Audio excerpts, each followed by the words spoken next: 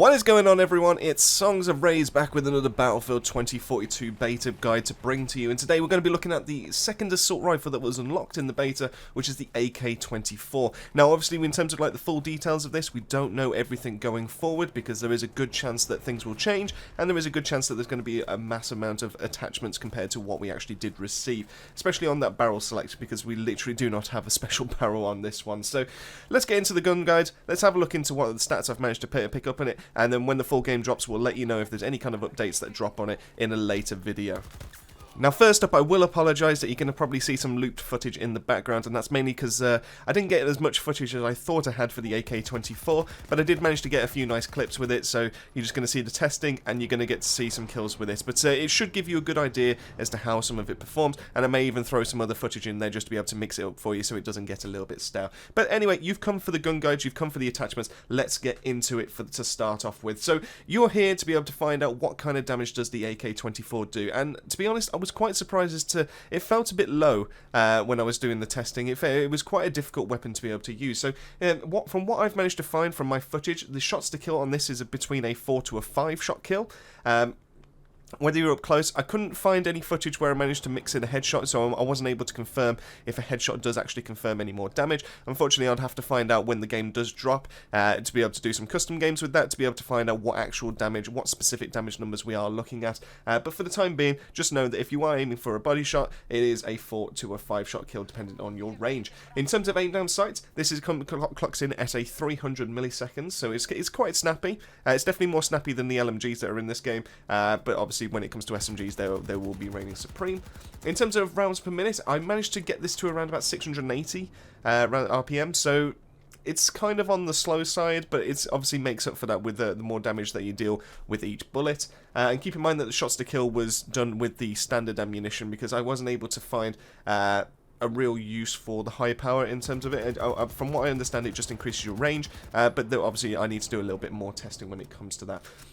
In terms of recoil, this is quite on the heavy side. I was quite surprised as to the initial kick on the first few bullets on this gun. So in terms of like heavy spraying or anything like that, like long range, you're not going to be able to perform it with this gun. It is very good at its close to medium ranges, but you do need to be able to pull sharply down on that mouse or on that joypad on the controller if you are playing on console.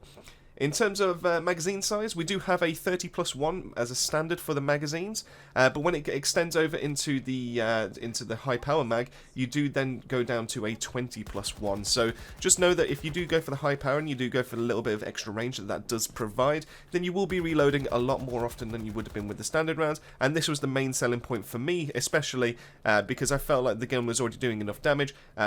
As to why I always stuck with that. In terms of the reloads, I found this was very similar to the LMGs, and the fact that there is a very slight difference when it comes to reload speed, but obviously not enough to really factor into your decision. So in terms of the standard mag, this clocked in at a 2.16 second reload, and in terms of the high power mag, this came in at a 2.2 second reload. So obviously, it's very negligible. You're never really going to come across a scenario in the Battlefield where 0.4 seconds is really going to be the deciding factor or anything. So, for all intents and purposes, just know that they pretty much both have around about a 2.2 second reload.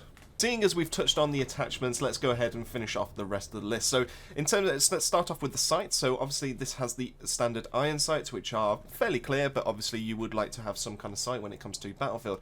You can go to the KB hollow sight, which is basically just kind of like a monocle reticle, which you will have seen from if you've ever played Modern Warfare 2019.